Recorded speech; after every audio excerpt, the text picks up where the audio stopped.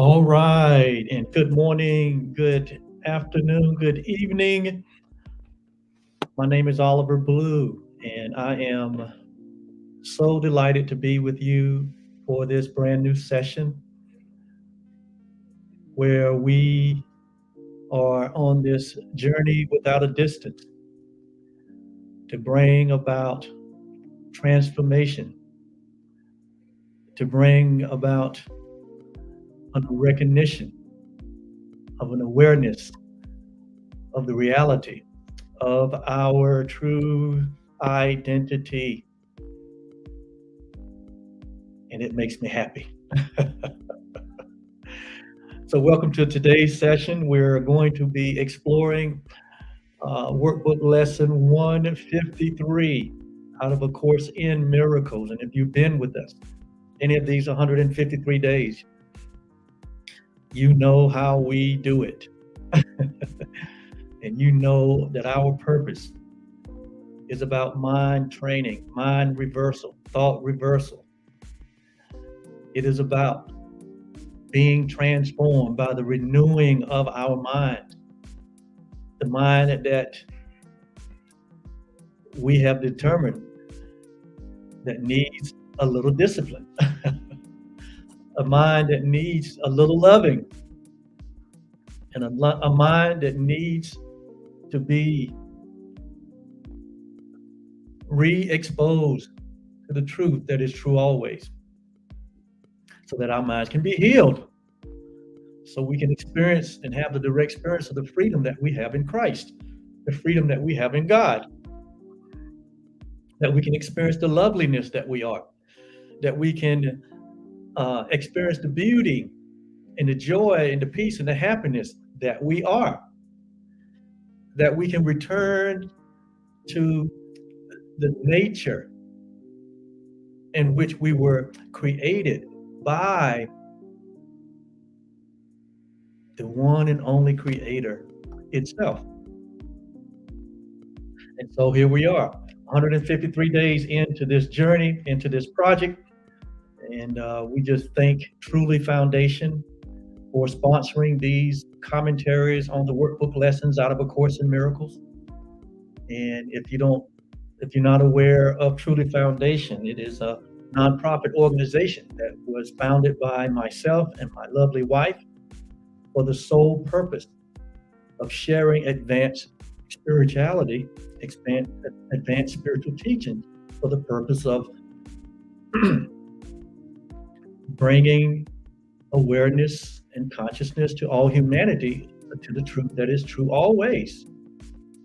And so here we are on this 153rd day, and I am so excited. I am so happy, and I'm looking forward to the lesson, looking forward to the idea that is going to be shared with us today. And so we're going to jump right in. We're going to jump right in and see what this lesson brings to us. And it starts out, again, the title here, or the idea for today, is In My Defenselessness, My Safety Lies.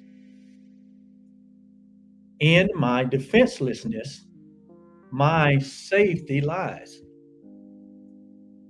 Or we could say it another way. In our defenseness, there lies no safety. When we defend ourselves, when we erect defenses, when we build fences, then what we're doing is that we are walling off, we are covering up, we are veiling, we are building a fortress to not allow the truth to come into our minds. We're keeping the truth at bay when we erect a defense. And what we are defending is we're defending the ego thought system of separation. And what we're not doing is allowing the truth that is always present to heal our belief in separation, which is the root of all, really, it's the root or the cause, it's the root cause of what we see that is not loving in this world. It's the belief in separation, in this humanity's involvement and commitment to a thought system and to a belief system, to a false identification that has created a world of separation. Thus, you see the effects of that. Thus, we have experienced the effect of that. And so here it says, in my defenselessness, my safety lies. Wow, this is going to be very, very enlightening. And so we'll get started. It says, you who feel threatened by the changing world. You who feels threatened by the changing world. Its twist of fortune and its bitter jest, its brief relationships and all the gifts it merely lends to take away again. Attend to this lesson very well. The world provides no safety. It is rooted in attack, and all its gifts of seeming safety are illusory deceptions. It attacks, and then it attacks again. No peace of mind is possible where danger threatens thus. Wow, that is a mouthful there. And that's just one paragraph. So it starts out by saying, you who feel threatened by this changing world. And if you can remember, when we first got into the beginning of this mind training in this program, we talked about the introduction that really explains this whole project. It really summarizes this whole purpose and the whole idea and the whole message of A Course in Miracles. And you can remember that it says that this whole course can be summed up very simply by this way, that nothing real it says nothing real can be threatened. So from the very beginning, in the summation of this course, the idea that threat is not a reality, that nothing real can be threatened.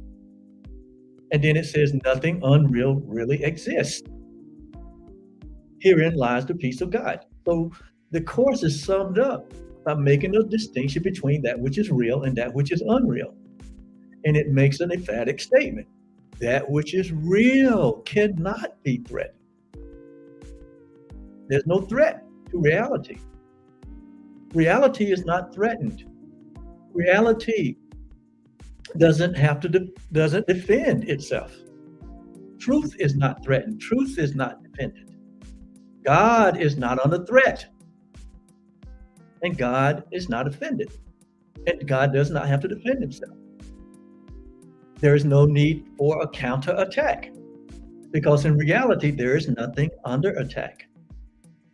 So the whole idea of a threat, or the whole idea of feeling attacked, or that we fear this world because this world presents itself as a threat to our safety, it presents itself, as a place that one could be under attack. Here, at the very beginning of this training, we established the fact and summarizing this entire training system. This entire Course in Miracles is summarized by saying that which is real cannot be threatened. Nothing real can be threatened. And so as we have gotten into the program, we have definitely had to deal with what we feel that we are a part of in this world. That we've been placed in a world, or we find ourselves in a place that's full of threats and full of attacks. So here it says, in our defenselessness, our safety lies. So remember here, we're dealing with the truth that is only true, as we learned from the previous lesson, 151, where it says only truth is true. So we're not dealing with the illusions of this world. So we've made a powerful decision on our own that we're going to embrace the truth. We're going to accept the truth and nothing else, because all else is an illusion. All else is an illusion. All else is dreams. All else is hallucination. Everything else is wild imaginings. Everything else is coming from a place of separation. But when we embrace this truth that is true always, what we embrace is the reality that God is the only reality, and that God is our only reality. And God is love, and God is light. And God remain as God always has been. And what God created, which is us, we remain as God created us. So unlike the prodigal son, or unlike, the Adam and Eve story in the creation story, we remain home. We remain as God created us. We remain in the heart of God. Nothing has been altered. Nothing has been changed. We remain as God created us, as whole and complete. We share the one being that God is. We share in God in all that God is. God shares in us in all that we are. I in him, he in us, or she in him, or she in us, or it in him and it in us. Remember, we don't deal with genders when we're talking about the truth. Because when we're talking about the truth, we're talking about that which is formless, that which is timeless. That is we're talking about the reality of identity before the world was created. Before the foundation of the world. Paul talks about it in the New Testament when he says before the foundation of the world. The prophets talked about it in the Old Testament when Jeremiah said, before I was formed in my mother's womb, God knew me. Or God said, I knew you before you was formed. So our true identity, our true nature, the essence of what and who we are, goes back before the formation of this world. We are before the formation of the world. Paul says, before the foundation of this world, the formulation of this world, or the idea of a world, or the idea of form and time, before that. See, we're before time. We're eternal beings.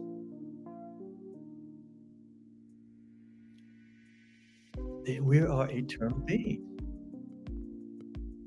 And Paul said, before the foundation of the world, before there was a concept of time and space. We were chosen. We were created. Back before time was, we were created to be holy, to be blameless, holy and without blame before our Creator in love. That we were created in the love that our Creator is. That is our identification. That is our, it's not even our beginning. Because as eternal beings, there is no beginning and there is no end. We merely are. We always have been. We just had a memory lapse. We just don't remember that. And so the Course has been given to us, along with a lot of other spiritual documents. The Course is not the only. It's not the only gift from God to us to bring us back into memory. There's many other spiritual documents written that have been written all through ages. Even Paul said, in time past, God spoke to us through the prophet, but now what? He's spoken to us, what? Through the Son. He's speaking directly, not to us. He's speaking directly as us and in us. So the voice that speaks for God is within all of us. No exception. Absolutely no exception. Every everyone that have journeyed on this journey has not journeyed alone. You may have journeyed in a belief, in a belief in a false identification of your true self, but you have not journeyed alone. Why? Because there is no difference. There is no separation between you and your creator. You have never been and would never be without the presence of the one life that you share, of the one being that you are. And so that is the summation of this beautiful course that we're going through. But it takes a little more detail than just the summary to help bring the mind, to help renew and transform the mind back into what its original state, to get the mind to drop its threats, to drop its fears, to drop its false belief. And Jesus felt like we need to sit down for 365 days and work out our salvation, our soul salvation. And that's what we're doing. We're on day 153. And so with that said, okay, the foundation of this course is based on the truth. And the truth is nothing that is real can be threatened. And we have established what reality is from the course's perspective. We said that the reality is that which is a knowledge or a knowing. In reality, there is a knowing. We're not talking about faith, and we're not talking about hope, but we're talking about a direct knowing, an intimacy. When the course talks about knowing, or when the biblical scriptures talks about knowing, that knowing is it's a very intimate word.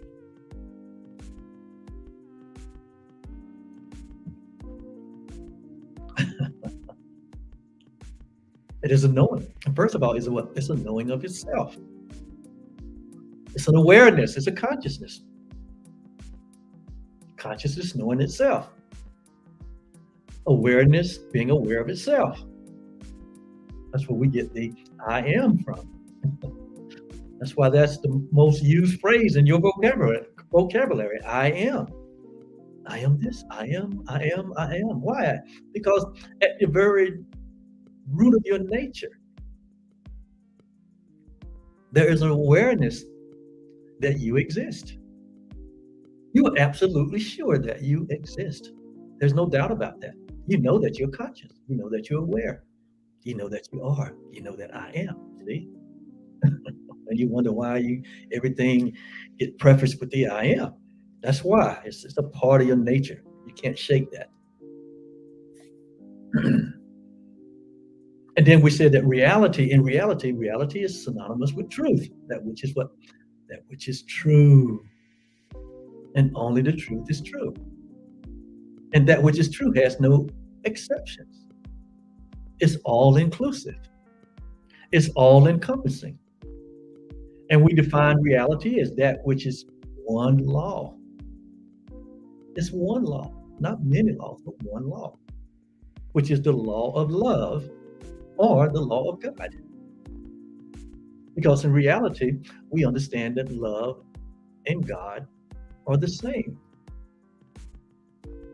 And when we experience that love that God is, it is the direct experience of God, or we come to learn that it is a direct experience of ourselves. Love is when we experience the truth. Love is when we experience the knowing, the knowledge. Love is when we experience the one law. And then we said, in reality is unalterable.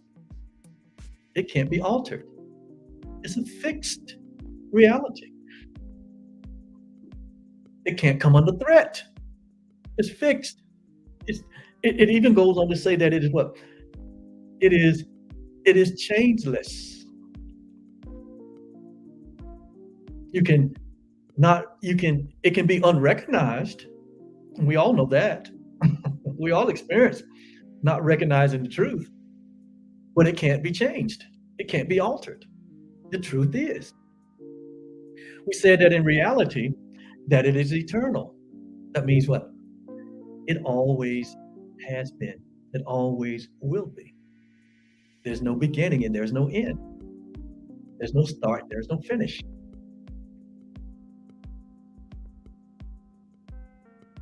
We said in reality that it is unambiguous, meaning there's no flux and flow, there's no multiple options, there's no alternatives. It's unambiguous. We said that reality, again, is everything that God has created. And we have learned here in the course that the only thing that God created was himself. And that creation came through extension. And what God extended was himself. So that means that what God is and what was extended is the same.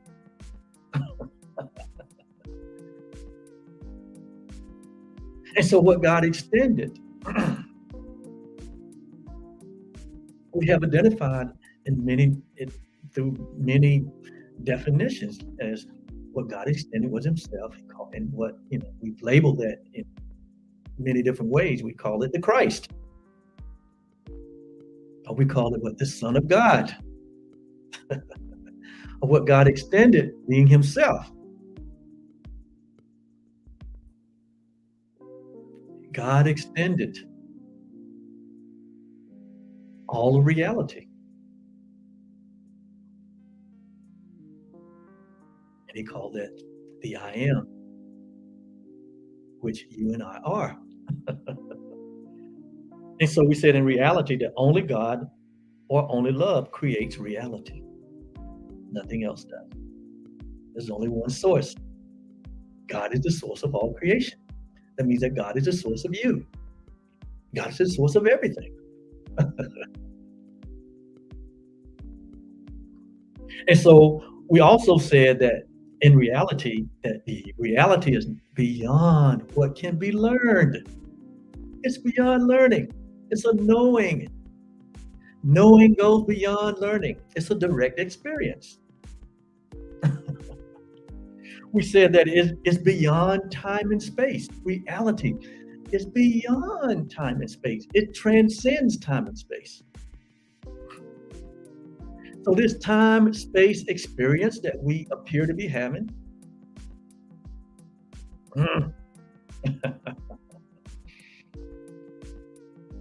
it's not reality. It's not reality. But it happens within reality. Think about that one. We said that there's no opposites in reality. Like in this world of perception that we find ourselves in, where there's polarity. North, south, east, west, in, out, hot, cold, up, down, black, white. That only happens in a world of duality, or a world of polarity. A world of what? A world of perception, where there's interpretation. In reality, there is no interpretation. In this dimension that we seem to be experiencing, there is what? Interpretation. There's perception. And then it finally says, in reality, there is no beginning and there is no end. It merely is. And so in reality, nothing can be threatened. Nothing can be altered. Nothing can be changed. Heaven remains intact. Humpty Dumpty has not fallen off the wall. Love has not failed. God has not broken into billions and billions of pieces. And billions of bodies. But heaven is intact. Reality is intact. The tiny mad idea of separation was just a tiny mad idea that had no meaning. Nothing happened. No fall, no separation. All is well. So if there's anything else outside of a reality, it would have to be what? In a dream-like state. It would have to be in a state of illusion. It would have to be in a state of what? Hallucination. It would have to be in a state of what? Fantasy. It would have to be in a state of vain imagining, where we imagine something different, something opposite, where we imagine something that has to be interpreted, where we imagine a place of time and space, where we imagine a place where there's beginning and ending, where there's coming and going, where there's this space that is based on interpretation and not on fact. We would have to imagine something that has birth and death. We would have to imagine something that is founded on the belief in scarcity and loss and separation and death. It would have to be a vain imagining about what? A place where there's all these selective ideas, where there are multiple choices. There would have to be an imagining of an unstable place that functions in instability and in uncertainty. We would have to imagine about what? There had to be an imaginary dream or a vain imagining or fantasies about a place where there's inaccuracy in all its what? In all is happening, in all its interpretation. And so now I have put out for us to stand on this foundation of reality. That is our true identity. And so as we stand on this solid ground of truth, that is true always.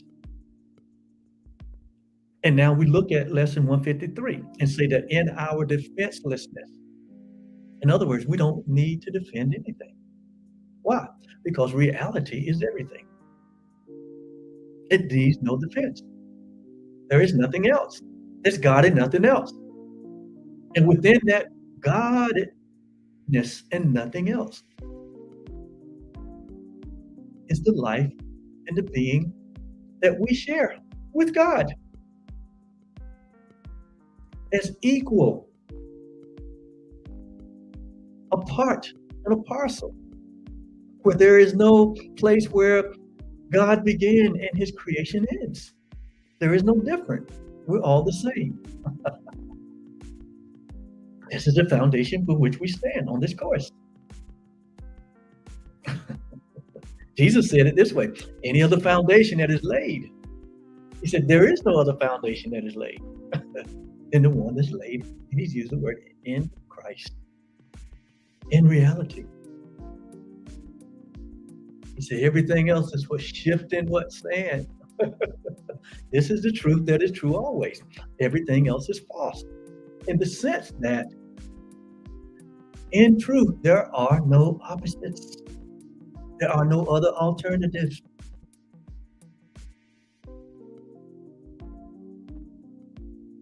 And so now we go back to the lesson and say, now in my defenselessness lies my safety. Meaning, if I feel that I have to defend myself, if I have to defend my identity, he's saying that there is no safety in that. Why? Because what I'm defending is a false identity. I'm defending an illusion. I'm not seeing myself for who I really am. I've made of myself something else. I've made of our Father. We've made of God and a loving Father. If we feel like we have to defend ourselves. And so let's see what it says. It says, so now this is really going to make sense as I've laid that foundation. It says, you who feel threatened by this changing world. Remember now, we define the world as that which is a false identity of God's Son. It's a false perception of who humanity is. That's what the world is. The world has gone and tried to make something else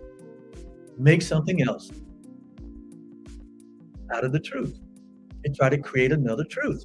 We call it the ego thought system that has its basis in the belief that we've separated from God and we separate from each other, and thus we make a world like we have experienced.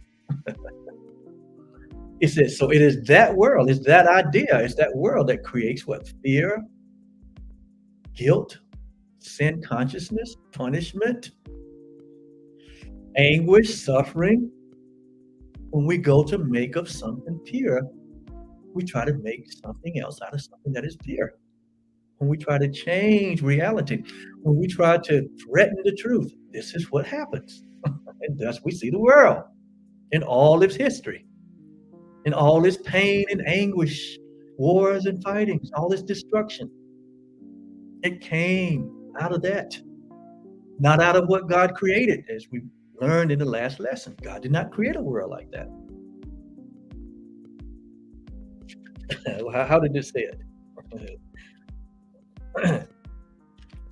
It says, it is not strange that we believe to think that we made the world we see is arrogant. It says, God made it not. Of this you can be sure.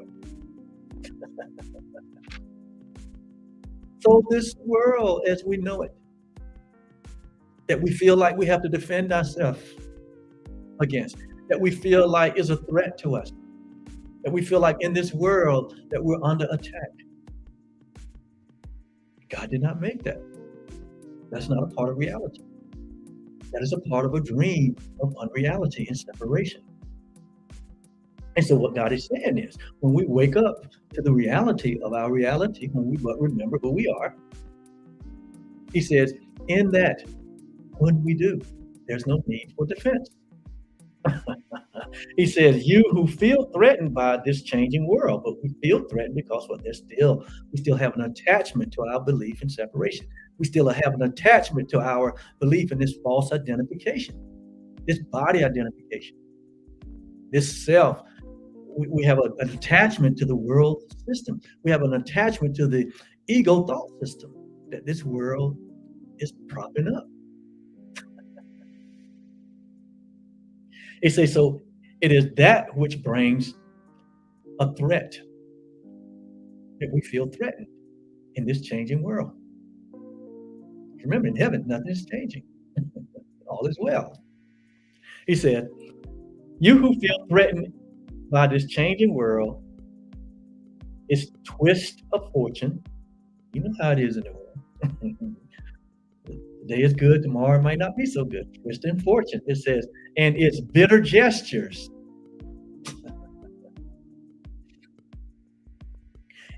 Its brief relationships. Have you experienced a brief relationship?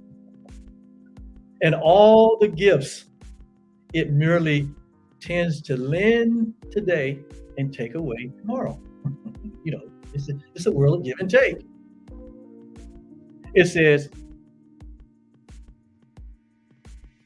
attend to this lesson well. So this lesson today, we're being inspired to really pay attention and get it. Well, it's very important.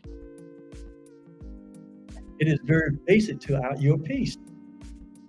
It's very basic. It's foundational to your well-being. It's critical to the renewing of our minds, so that we don't have to feel under threat, under attack. We did a previous lesson that talked about being under attack and what that entailed. And we feel under attack only because of fear, only because of guilt. And where is the fear and the guilt coming from? It's coming from a false belief.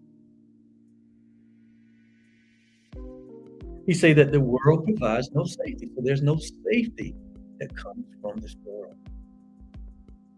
Even though within the world we have all these uh, features and all these ideas of what makes us safe. What makes us safe?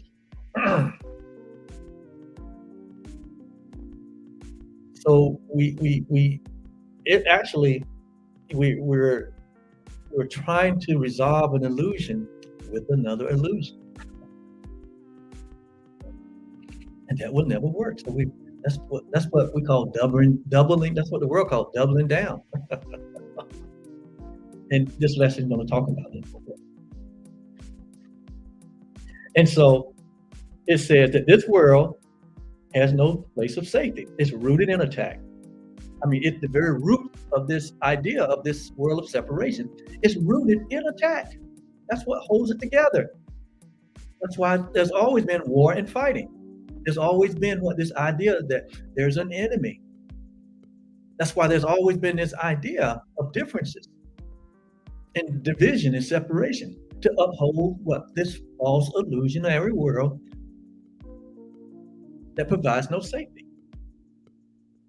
It says it is rooted in attack, and all the gifts of seeming safety are illusionary deception. See, for example, one of the big things we think that in here in 2022, one of the big illusionary deceptions that is really front and center in our face is the fact that what humanity feels like, the more it physically arms itself with armament, with guns, and with ammunition, that the safer that it is.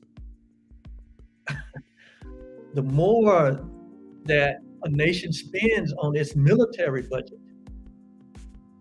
the safer that it is. And so you can see that that is not true. We live in a present day world where there's been more money spent annually on military budgets, on more money spent among the humanity on arming themselves with guns and ammunition. More than ever in the whole wide world. But it is only increased the amount of fear. It's only increased the amount of threat. It has only increased the amount of the feeling of being under attack among the citizenry. So that's a lie. It doesn't work. It's an illusion. It's giving us the opposite results of what we want. It says it's illusory deception. It says it attacks this world now. This world where we're looking for peace. It says it attacks and then attacks again. No peace of mind is possible where danger threatens thus in that way. No peace is possible. So peace doesn't come from without. Peace doesn't come from without. Peace only comes from truth. Peace, just like healing, doesn't come from without. Healing comes from knowing of the truth. Likewise, peace comes from the knowing of the truth. Peace comes from knowing the reality of who we are, the knowing of ourselves. It comes through the recognition of our oneness with each other. It comes through the recognition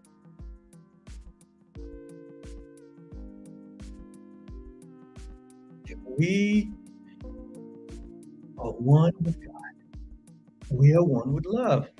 We are one with life.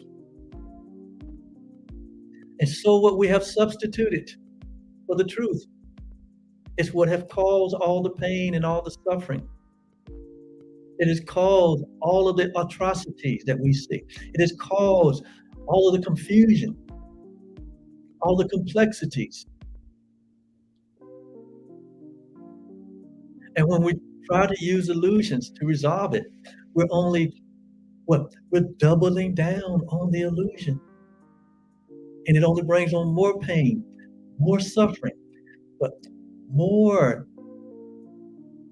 disillusionment, more fear, more guilt, more anguish. So the world doesn't have the answer. The ego thought system does not have the solution to the problems that we see. And when you want to get down to the reality is what? In reality, there is no problem. All this is what? All this is happening in a mind that is dreaming of what it would be like to be separate from God. In a mind that's dreaming, what would it be like to be an individuated, separated self? In a mind that's dreaming, what would it be like the prodigal son, or like Adam and Eve? What would it be like? God must be holding something from us. What would it be like? What is outside of my father's house? What is outside of the garden? What is there that God is hiding from us?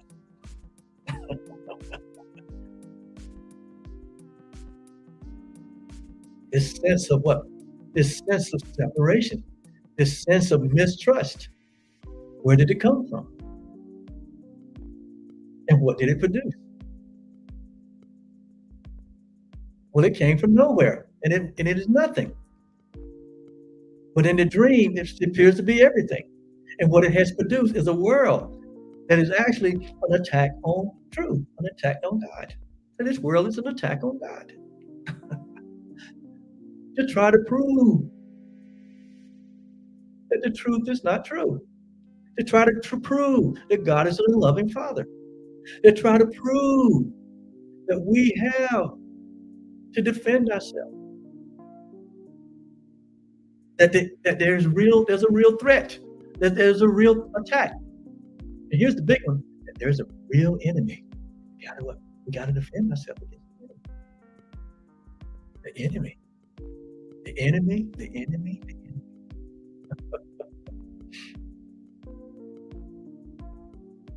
The formless enemy and the formed enemy, which is highly perpetuated in religious communities. The enemy. And that only what? Perpetuate more fear.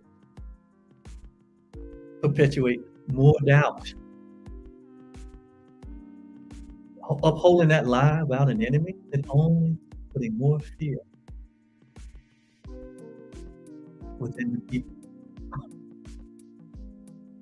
It only promotes more control over the people. We see it in politics, we see it in religion, we see it in the business world, we see it in all facets of life. We see it in our personal relationships, where we try to use fear to control someone, where we try to use fear, where we try to use threats, while we try to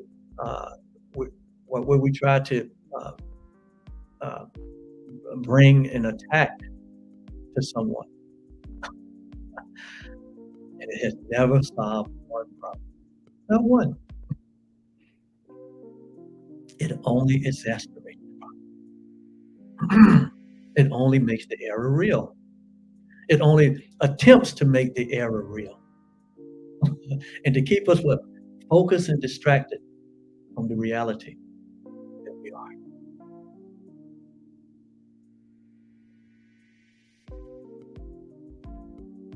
And so it says the world gives rise but to defenselessness. The only thing the world gives rise to are this belief, this thought system that we've been highly developed in. The only thing it gives rise to is to the defenselessness that we must defend, because the attack is real, the threat is real. In the military, they say you have to isolate the threat and kill it.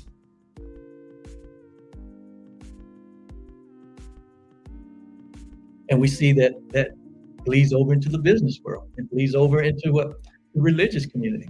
It bleeds over into our personal relationships. This whole idea of what there's an enemy. You have to isolate it and kill it. This whole idea that there's a war going on. And so countries, war against other countries. We see that happening. Our political ideology, our political positions take precedent over the truth. And so we hide behind what our politics are versus what acknowledging the truth is, which is where real solutions are. To the point that we see everyone that doesn't see as we see or believe as we believe or have a political affiliation as we do as a threat. And you have to isolate and kill it. That's what it's coming down to. We saw little rumblings of that back in February of 2020, 2021. That's what it looks like. The February 6th.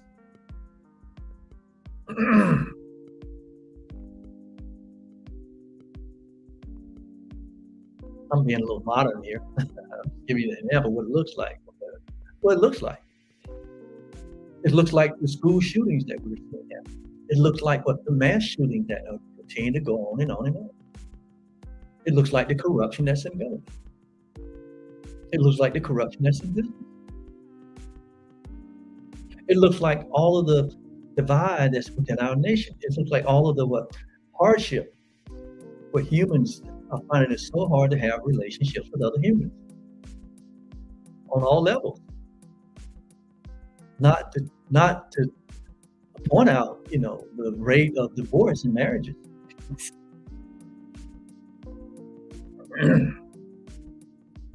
Or the estrangement between parents and children. The difficulty in holding a loving relationship. All of this, it says here, it gives rise. He said all this is arising out of defensiveness. We're feeling that we have to defend ourselves. So if we feel like we have to defend ourselves, that means that we're operating not from a place of reality or truth. We're coming from a place of separation and division. We're coming from a place of illusion.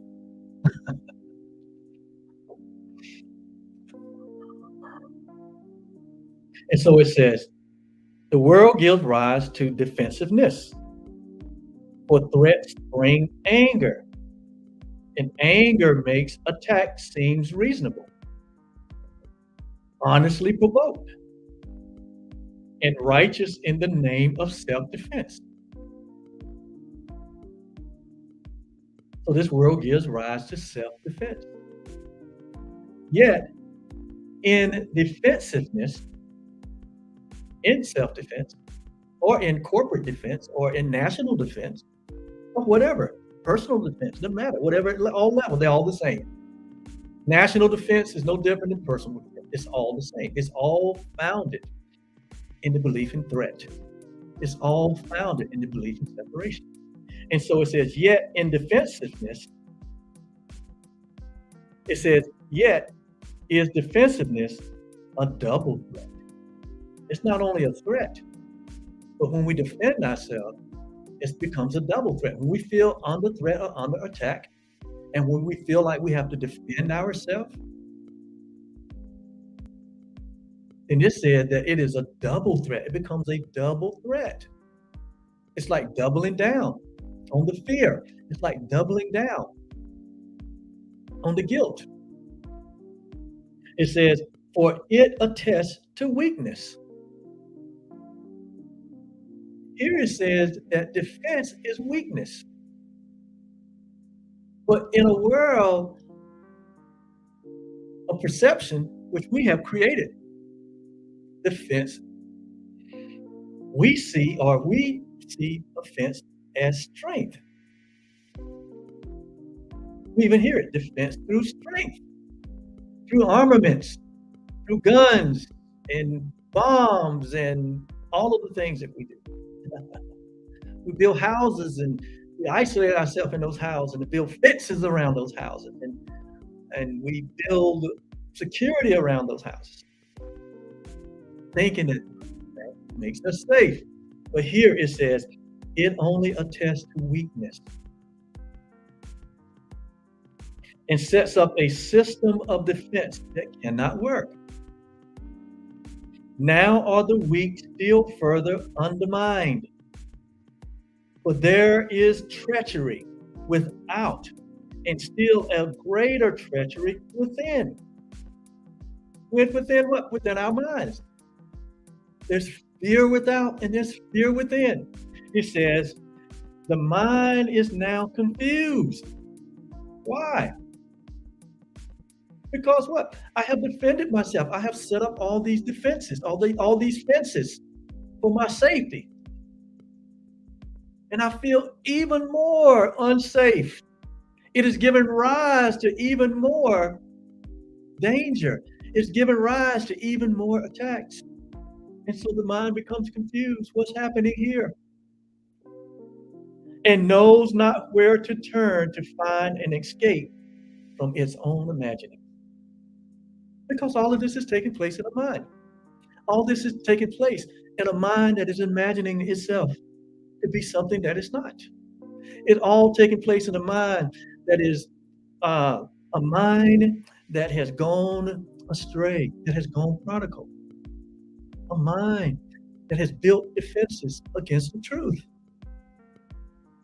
It's all happening in a mind that has built defenses against the truth. And now it has created a world of time and space, even to keep reality out, even to keep God out, to keep God out. Like I said, this world was built as an attack on God from a mind that was full of fear of separation. You know the story of Adam and Eve? And the voice of God came in the cool of the day in fellowship with Adam and Eve, which was perfect creation. And the voice of God asked Adam, where are you? Are you in reality? Are you still my changeless creation? Are you still my eternal being? Are you still who I am? Or are you taking the power of imagination and you've entertained the thought of separation?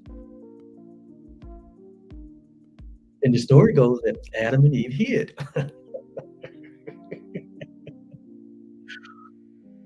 This is just symbolic of what we all done collectively.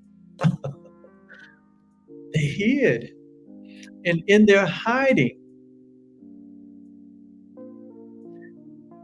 it was only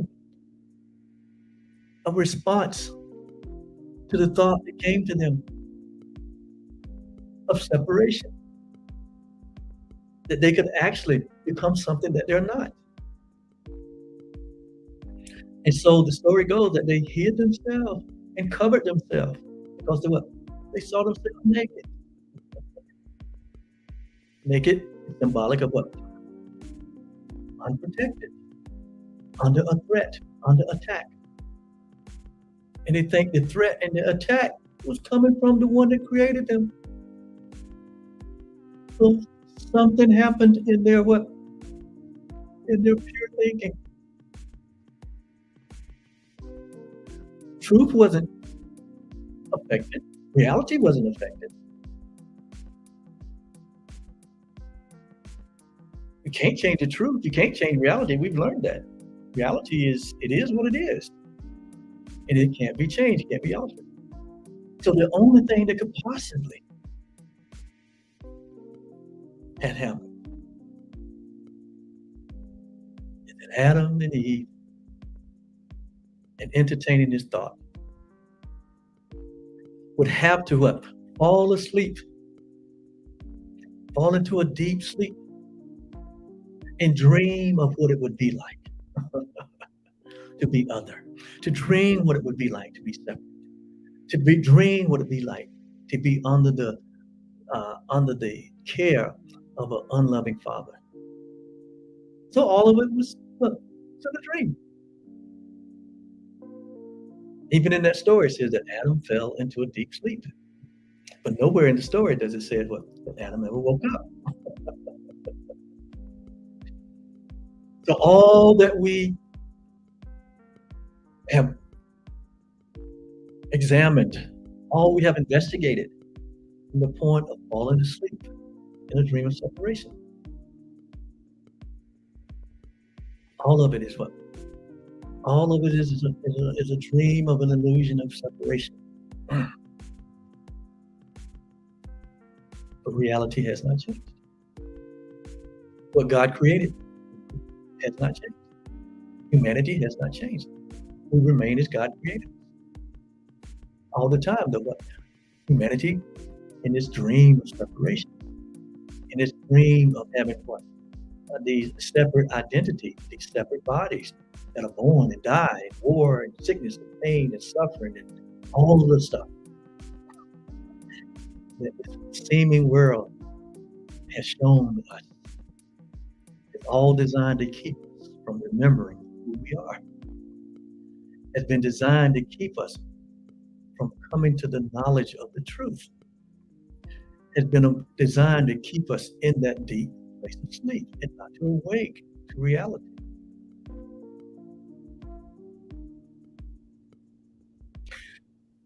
And so one by one in the dream, the dreamers begin to wake up.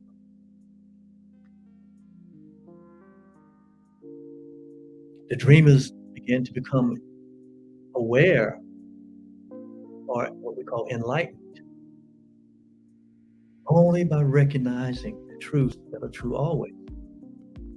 Only by recognizing that which God has created cannot be changed. It cannot be altered. Only through the recognition of their oneness with the Creator. That nothing happened. The separation never occurred. And it's in that moment, it's in that reality, that within the dream, that one wakes up to the truth of his reality within the dream. And then we find ourselves still have this association with the body. That's how Jesus found himself. He said, I'm still in the world, but I'm not of this world. He said what he said. He said, I'm of the brotherhood, but I'm not of this world. I'm not of time and space.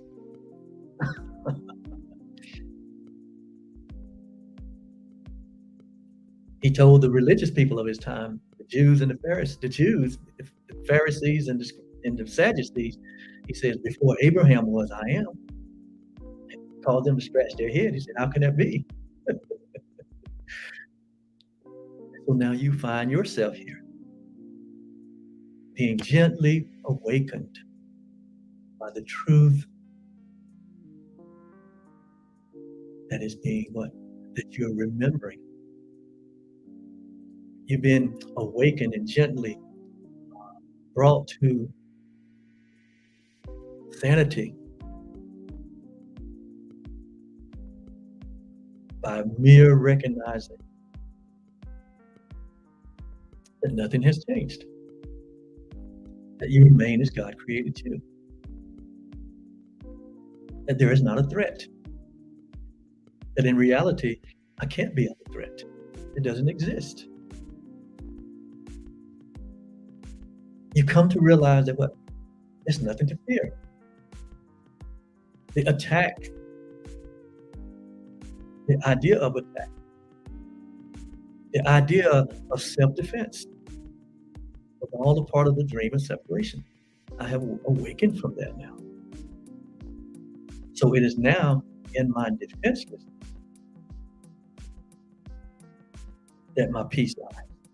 It's not in my self-defense, but it's in my defenselessness that my peace resides,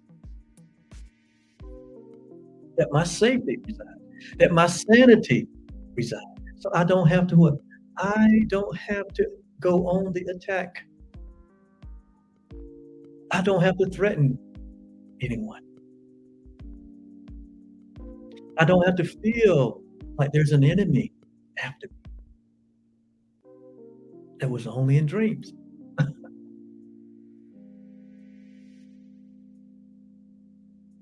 My mind is becoming clear. Confusion has left me.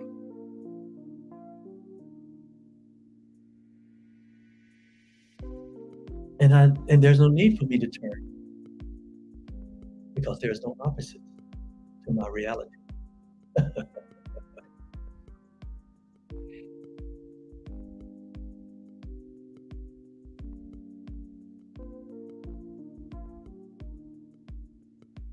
It says, it is as if a circle held it fast. A circle around my mind. It is as a circle around my mind, holding it fast within another circle, bound by and another one in that, until escape no longer can be hoped for nor obtained. This is the condition that the separated self gets to. And we've all had some level of that experience where we just feel like we were bound by what? All the searching circumstances, all the situations and the conditions in life. And that the threat, the attack, the enemy has circled our minds and circled it again and then again to where there was no way out. It says attack and defense. I'm under attack, I defend. I defend myself, and then I'm on another attack. Becomes the circles of the hours and the days that bind the mind in heavy bands of steel with iron overlaid, returning but to start again and again and again, day after day, month after month, year after year, decade after decade. That's what the history of this world has displayed. There seemed to be no break nor ending in the ever-tightening grip of the imprisonment upon the mind. Notice that. All this is happening in our mind. The mind that believes that it's what? Separate and all alone. All the time, there's only the one mind, which is the mind of God, or what we call the mind of Christ. That is what? Separate and apart. Don't know anything about this illusion. Don't know anything about the dream. Doesn't know anything about fear or attack or threat. That is still intact. But we seemingly are having this separate experience over here. It says defenses are the costliest of all the prices. It's the costliest of all the prices when we use defenses. It's the costliest of all the prices which the ego would exact. So this is an ego idea. To defend oneself is an egoic idea. When we say egoic, I mean, it's an idea that's coming from unreality. It's an idea that's coming from a belief in separation.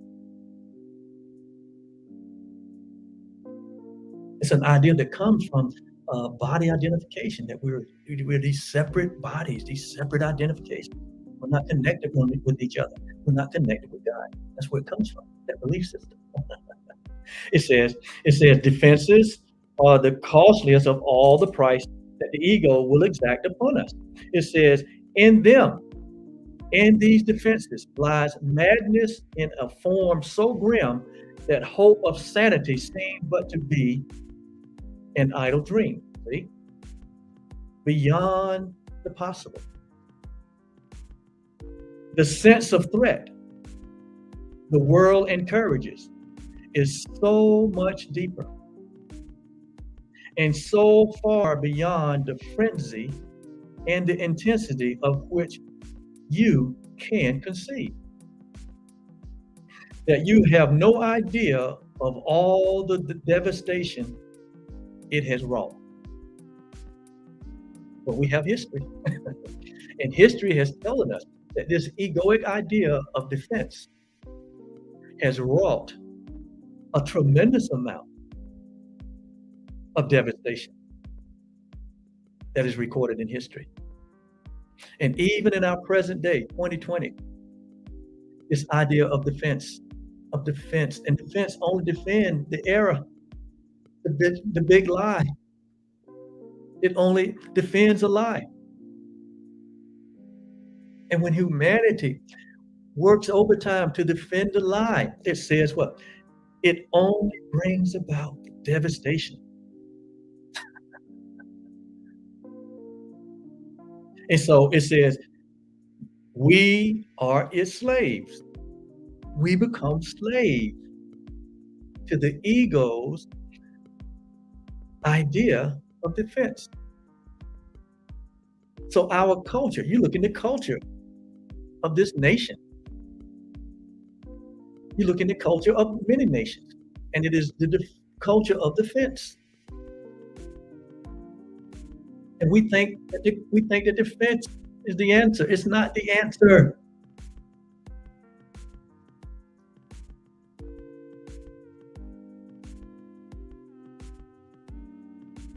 It is only an effect of what is the cause, which is fear. It's only an effect of upholding a false identity of a self that we made. It's only an effect of a world that we have made that is designed to keep the truth out of the world. It's designed to prove that reality is not reality, but that this world is.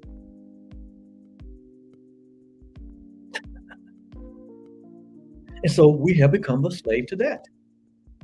It says, we know not what we do. When the world thinks this way, it knows not what it's doing. Remember, Jesus said, Father, I forgive them. What? For they know not what they're doing. They will kill the truth. They try to uphold that which is false. And we see this on display, like in a movie. And we're like, and a lot of us are saying, what in the world? What are people thinking? You've heard me say before, we buried our heads in the sand.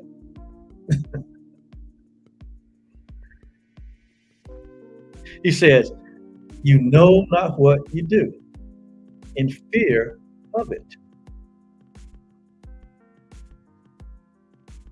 We are its slaves. We know not what we do in fear of it. We do not understand how much we have been made to sacrifice, who feel its iron grip upon our hearts.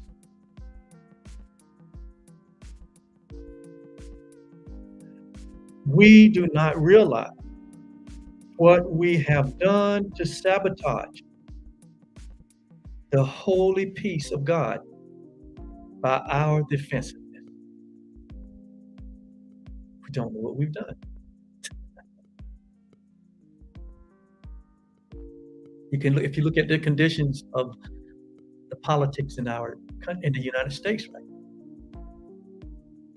This is on full display. And not just in politics, but in other areas where we're defending a thought system. We're defending a world. We're defending an idea.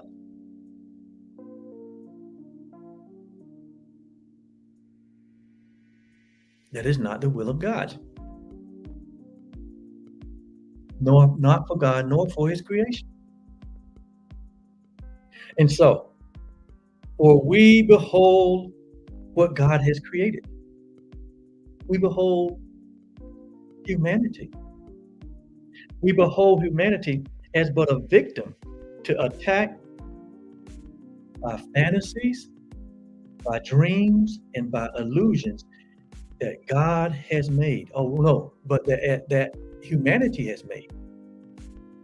Let's keep that straight now. It says, we see not the face of Christ in all humanity, but what we see is a victim to attack by fantasies, dreams, and illusions that humanity has made, yet helpless in their presence, needful only of defense by still more fantasy, which is still create more and more ways to believe that the attack is real, to believe that the threat is real. More and more ways to defend the threat and defend the attack that we're making up. So we've made up a threat and made up an attack, and then we made up the defense. Isn't that crazy? Isn't that insanity? But that's what we've done. That's what an ego mind will do.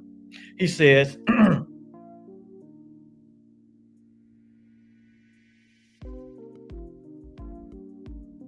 yet helpless in their presence, needful only of defense by still more fantasies and dreams by which illusions of his safety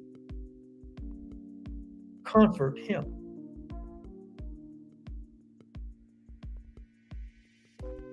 And I'm gonna stop right there. That's enough for one session.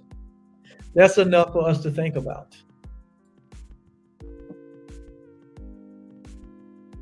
And so we're going to finish this workbook lesson 153 on tomorrow. Again, in our defenselessness, therein lies our true safety. It's not in defense. But you can't get to that until we deal with the truth. We can't get to that awareness until we become aware of the truth that is true always. Until we accept and embrace the reality of our oneness with God and with each other. Until we embrace and accept the reality of what God has created. It's unchangeable. It's unalterable. It's timeless and formless. And that is who and what we are. So we have to settle once and for all that only the truth is true. And so we stop and we meditate. Think on these things. We'll be back tomorrow to finish this beautiful, beneficial lesson 153. Have a great day. Bye-bye.